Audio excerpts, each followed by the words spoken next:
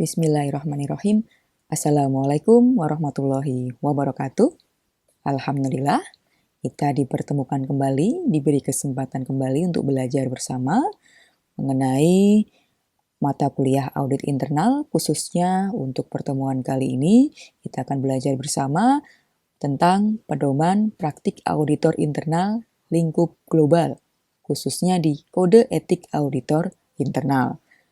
Pengertiannya dulu, pengertian kode etik. Nah, etika ini berasal dari bahasa Yunani yang berarti adat istiadat atau kebiasaan yang baik. Jadi yang berhubungan dengan etika itu yang sudah difilter yang baik-baik saja. Itu yang etika.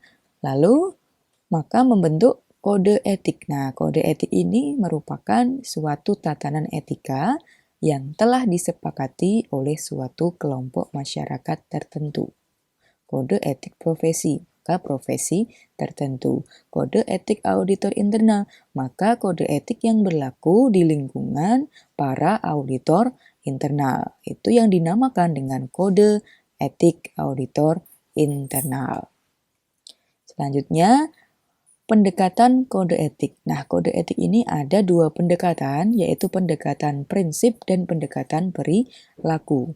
Pendekatan prinsip itu ada 4, yaitu integritas, objektivitas, kerahasiaan, kompetensi. Nah, di situ ada 4. Masing-masing 4 itu terbagi menjadi beberapa perilaku. Untuk integritas itu ada 4 perilaku. Objektivitas ada 3 perilaku, kerahasiaan ada 2 perilaku, dan kompetensi ada 3 perilaku. Kode etik ini disusun oleh IIA. Kita bahas satu persatu. Untuk yang pertama, prinsip integritas. Jadi prinsip integritas ini auditor internal membangun kepercayaan. Nah, sebagai dasar penilaiannya, integritas ini berhubungan dengan nurani, dengan hati, ya, dalam diri, dalam seorang auditor internal. Tadi dijelaskan, disebutkan ada 4 perilaku. Nah, perilaku apa saja yang mendukung prinsip integritas? Kita lihat satu persatu. Yang pertama, harus melakukan pekerjaan mereka dengan kejujuran, ketekunan, dan tanggung jawab. 2. Harus mentaati hukum dan membuat pengungkapan yang diharuskan oleh ketentuan perundang-undangan dan profesi. Yang ketiga, sadar tidak boleh terlibat dalam aktivitas ilegal apapun atau terlibat dalam tindakan yang memalukan untuk profesi audit internal ataupun organisasi. Yang 4, harus menghormati dan berkontribusi pada tujuan yang sah dan etis dari organisasi. Itu untuk prinsip yang pertama, yaitu integritas. Untuk selanjutnya adalah objektivitas. Jadi seorang auditor internal itu harus menunjukkan objektivitasnya. Tingkat tertinggi dalam mengumpulkan, mengevaluasi, dan mengomunikasikan informasi tentang kegiatan atau proses yang sedang diperiksa, hasil auditnya. Jadi, seorang auditor itu tidak boleh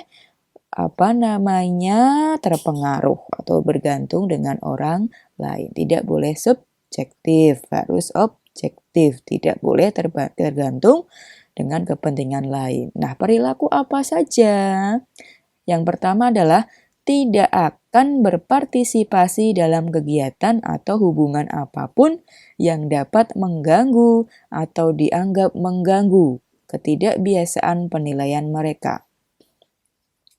Partisipasi ini meliputi kegiatan-kegiatan atau hubungan-hubungan yang mungkin bertentangan dengan kepentingan organisasi. Semua kegiatan yang mengganggu kegiatan audit internal jangan diikuti, yang bertentangan. Takut tidak objektif.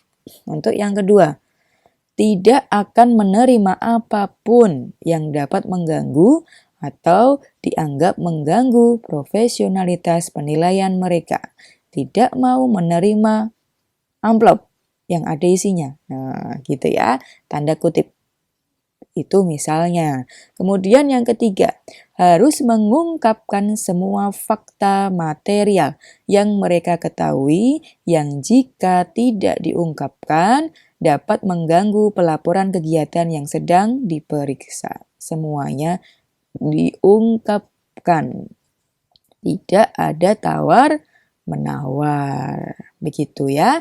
Itu untuk prinsip objektivitas. Untuk selanjutnya, prinsip kerahasiaan. Apa itu kerahasiaan? Bahwa auditor internal menghormati nilai dan kepemilikan informasi yang mereka terima dan tidak mengungkapkan informasi tanpa izin, kecuali ada ketentuan perundang-undangan atau kewajiban profesional untuk melakukannya. Harus menjaga rahasia keluar.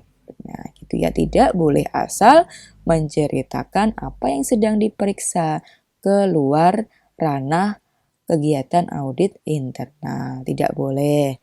Yang pertama ini apa perilakunya yang bisa mendukung agar seorang auditor internal itu bersikap atau menjaga etika kerahasiaan. Yang pertama, harus berhati-hati dalam penggunaan dan perlindungan informasi yang diperoleh dalam tugas mereka. Hati-hati, jangan asal membuka. Yang kedua, tidak akan menggunakan informasi untuk keuntungan pribadi atau yang dengan cara apapun akan bertentangan dengan ketentuan perundang-undangan atau merugikan tujuan yang sah dan etis dari organisasi. Tidak boleh. Ya, yang kedua ini ya, jangan sampai melanggar dua perilaku ini. Dan prinsip yang terakhir adalah kompetensi. Apa perilaku yang mendukung kompetensi? Yang pertama, hanya akan memberikan layanan sepanjang mereka memiliki pengetahuan, keterampilan, dan pengalaman yang diperlukan. Yang kedua, harus melakukan audit internal sesuai dengan standar internasional praktik profesional audit internal. Untuk standar ini akan dibahas pekan depan. Yang ketiga, akan terus-menerus meningkatkan kemampuan dan efektivitas serta kualitas layanan mereka. Kemarin ada tulisan yang kita bahas, ada upgrading. Nah, upgrade meningkatkan kemampuan. Itu untuk kompetensi. Nah, ini ada kasus teman-teman. Silahkan dianalisis, ini kira-kira melanggar etika yang mana dan perilaku yang mana. Saya bacakan untuk kasusnya. Dalam rangka penugasan audit rutin, SKAI PT Jambu Manis menugaskan staf auditor yang bernama Dona untuk melakukan audit kinerja bagian SDM di kantor cabang. Selama penugasan berlangsung, Dona diketahui menerima uang transportasi sebesar 5 juta rupiah. Sebagai imbalannya, Dona tidak menyajikan temuan hasil audit untuk disajikan dalam laporan audit kinerja SDM yang disusun. Jadi ceritanya ini, PT Jambu Manis ini cabangnya ada beberapa. Banyak ya, anggap saja asumsinya banyak dan jauh, makanya ada uang transportasinya. Dona menerima uang transportasi dari bagian SDM. Begitu ya. Nah, dari kasus ini, dari pernyataan tersebut, etika apa yang dilanggar oleh Dona? Berikan argumen Anda. Langkah yang pertama, pilih dulu melanggar prinsip yang mana, lalu melanggar atau tidak sesuai dengan perilaku yang mana. Misalnya, melanggar prinsip integritas yang nomor 1 yang apa? Itu, misalnya itu ya. Misalnya begitu, lalu berikan argumen Anda. Lalu berikan alasan Anda. Sudah paham? Bisa dipahami? Semoga bisa dipahami. Kerjakan, dianalisis, diskusikan. Nah, kalau mikir sendiri, berat ya, maka diskusikan. Baik, itu dulu yang bisa saya sampaikan. Sekian, semoga bermanfaat, semoga suatu saat nanti teman-teman benar-benar menjadi auditor internal yang menjaga kode etik profesi, khususnya kode etik profesi auditor internal. Semoga bermanfaat ya. Amin.